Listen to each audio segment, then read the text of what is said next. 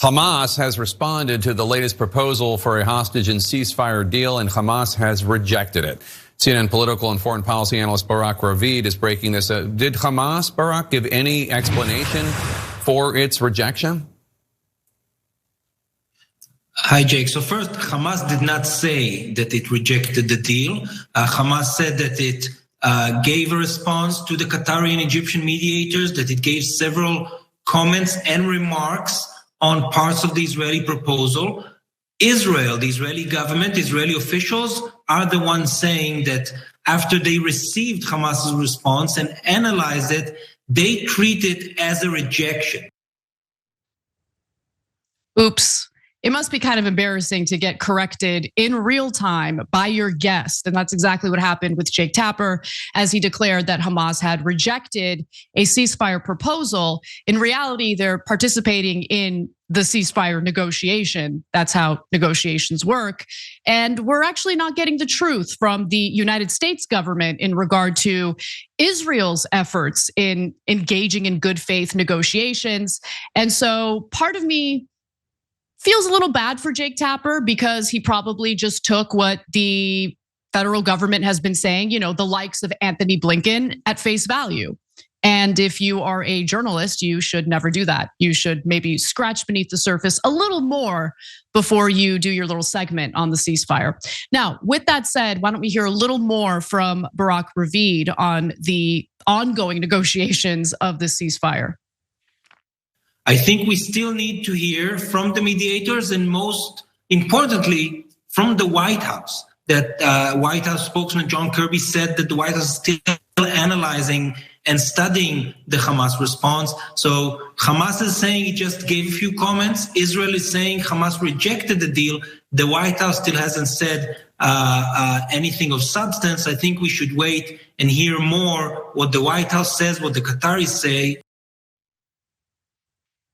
Well, the US has now issued some public statements about the ongoing negotiations. And unfortunately, Antony Blinken is just going to parrot Israel's deceptive narrative while criticizing Hamas as the sole holdout during the press conference that he had in Tel Aviv just yesterday. Let's take a look at that. The proposal that President Biden put forward is the best way to do that. And I think, as I said just yesterday, you've had country after country make that clear in supporting the proposal.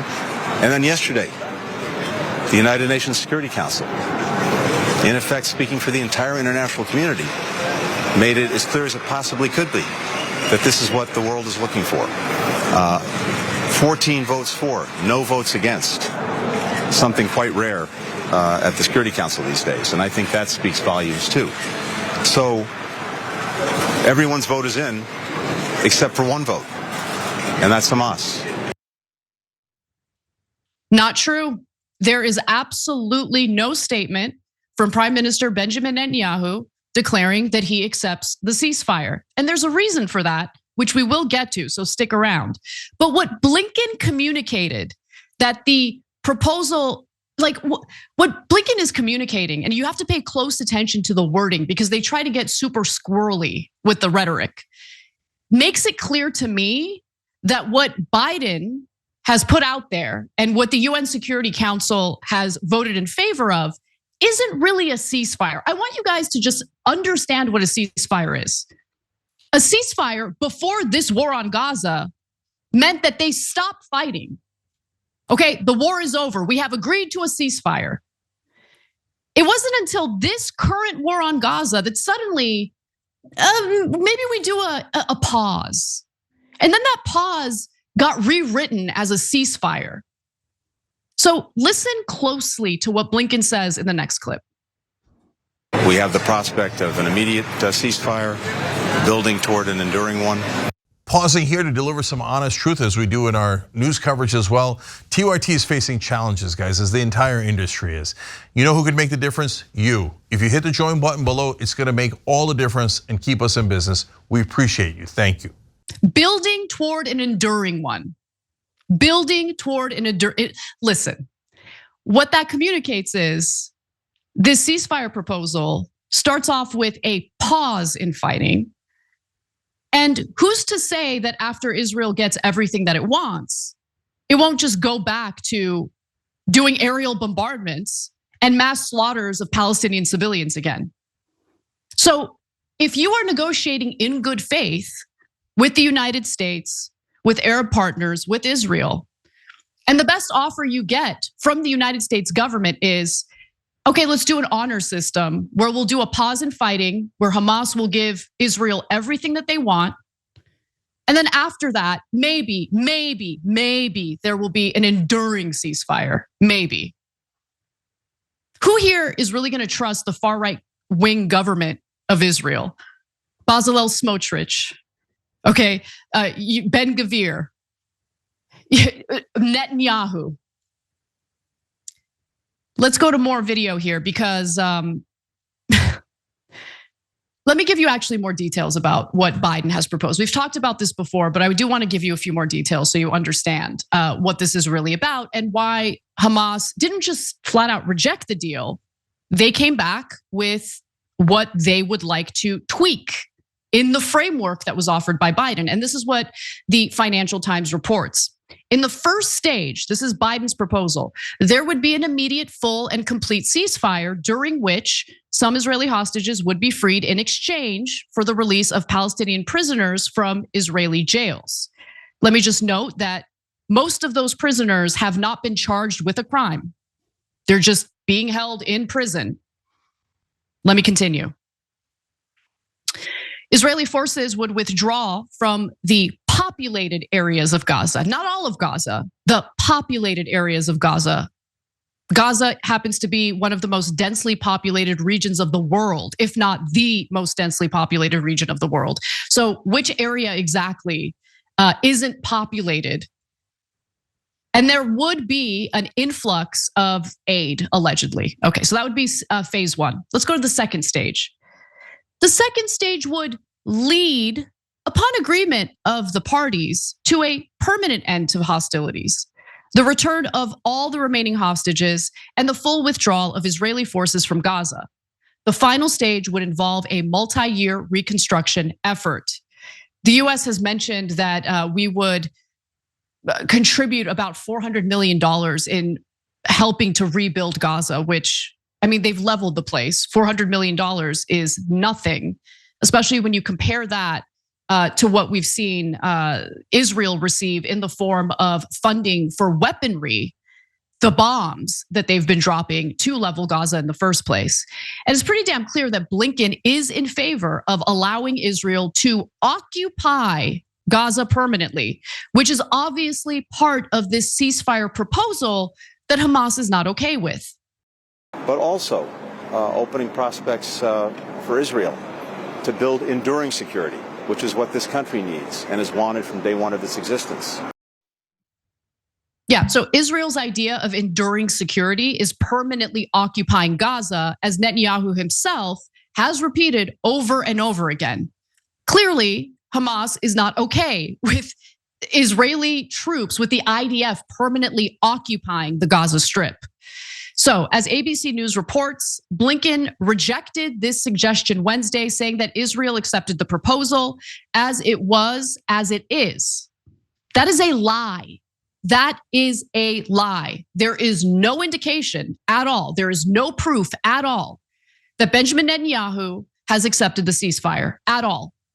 He has not made a public statement about it. And in fact, there is ongoing conflict within the government of Israel in regard to the ceasefire proposal, because the far right members of the parliament are not in favor of the ceasefire proposal, which is why Netanyahu has not put out a public statement accepting the proposal. Hamas responded to a US-backed proposal for a Gaza ceasefire and hostage release with some remarks on the deal. That is not a rejection. Qatari and Egyptian mediators said Tuesday. Hamas and the smaller Islamic Jihad militant group said they were ready to deal positively to arrive at an agreement, and that their priority is to bring a complete stop to the war. They don't want a temporary pause. They don't want to pause for a few weeks and then maybe they can hope for a permanent ceasefire. They're not interested in that. They want an actual timeline for a permanent ceasefire. The two parties disagree on whether the initial 6-week ceasefire should be permanent, as Hamas demands, and whether Israel should completely withdraw from Gaza, with US officials trying to bridge the wide divide. So I want to understand, why did Blinken, while he was in Tel Aviv, feel the need to lie to the American people about where these negotiations currently stand? Because that's what he did. He gaslit the American people and lied to them about where Israel stands, where Hamas stands, and who is to blame for the lack of a ceasefire right now. Why did he lie? And more importantly, why did Jake Tapper just take a US government official's words at face value? Is that what journalism is? How pathetic was that? How embarrassing is it to get corrected by your own guest on your own show? What are your producers up to, Tapper? Now, Israeli officials do not want a complete stop to the war. It's pretty clear to me. And the hardliners in the Israeli government did not like Biden's proposal. There are doubts over Israel's commitment to the deal. Prime Minister Benjamin Netanyahu is under pressure from right-wing members of his government to reject the US-backed plan and from hostage families to embrace it. Now, Netanyahu has shown time and time again that he has far less concern for the hostage family members who have been protesting him for months and months. And he's far more swayed by the far-right members of his government. And part of the reason why he wants to continue the war is because the second that war ends, I mean, he's gonna have to deal with the consequences of his failures in keeping the Israeli people safe on October 7th. He's gonna have to deal with his corruption charges. Homeboy wants to stay in power. Benjamin Netanyahu cares about Benjamin Netanyahu first and foremost. The Financial Times reports that the plan has sparked a backlash from far-right factions in the Israeli government, with two ultra-nationalist parties threatening to topple Netanyahu if he accepts it. And Netanyahu can't have that. You can't topple Netanyahu. He wants to stay in power. It is unbelievable to me. So with that said, I want to go to the next video because it's going to give you a little more insight on those far-right members of the Israeli parliament and what they have to say about Biden's deal. In the Israeli government, there is no consensus whatsoever surrounding any ceasefire plan. Just yesterday, Finance Minister Bezalel Smotrich entered into a shouting match with families of hostages, telling them Israel would not commit collective suicide. And by collective suicide, Smotrich was referring to any deal that included the release of Hamas militants who, he says, have blood on their hands. And 2 days after the resignation of Benny Gantz from Netanyahu's war cabinet, the likes of Smotrich now have even more power than ever. That's true. I mean, that is what we talked about earlier this week, how the more moderate, relatively moderate members of the Israeli government stepping down solidifies power behind those who are just far-right lunatics who are just totally uninterested in peace. And finally, if you need more evidence that our government is lying to us about who's obstructing efforts to form a real ceasefire agreement here, I want you to hear from a representative of the Israeli government at that UN Security Council meeting. Because remember, the member states voted in favor of Biden's ceasefire proposal, of his framework. And you have someone from Israel there. And you would assume, since Blinken's telling us that Israel's totally in favor of it, that individual should be clear in supporting Biden's framework. But here's what she had to say.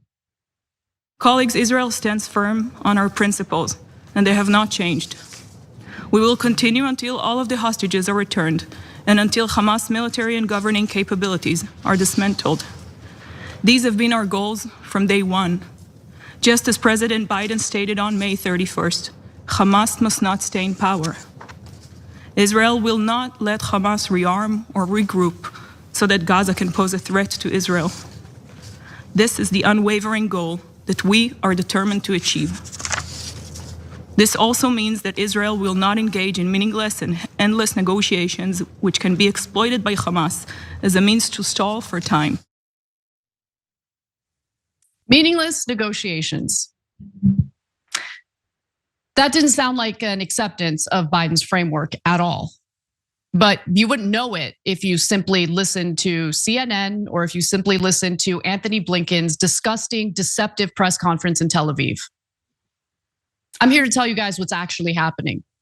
And what's happening right now is gaslighting that honestly is so extreme, it goes beyond anything that we've reported on this show. And that's saying a lot considering the type of government we're dealing with.